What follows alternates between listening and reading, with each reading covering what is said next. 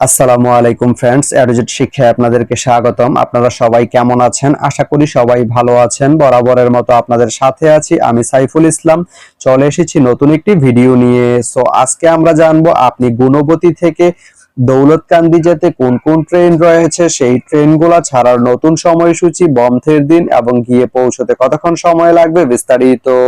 তো আমি যদি আপনাদেরকে ট্রেনের সময়সূচিগুলো বলে দেই, আপনি গুণবতী থেকে দৌলতকান্দি যেতে শুধুমাত্র একটি ট্রেন রয়েছে, সেটি হচ্ছে কর্ণফুলী।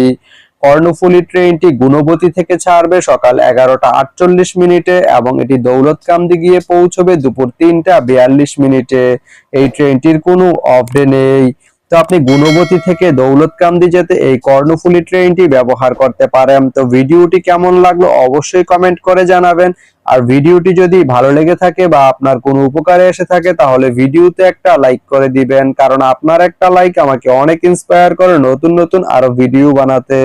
তো ধন্যবাদ সবাইকে ভিডিওটি এতক্ষণ ধৈর্য ধরে দেখার জন্য। ভালো থাকবেন, সুস্থ থাকবেন, এডুজেট শিক্ষার সঙ্গেই থাকবেন।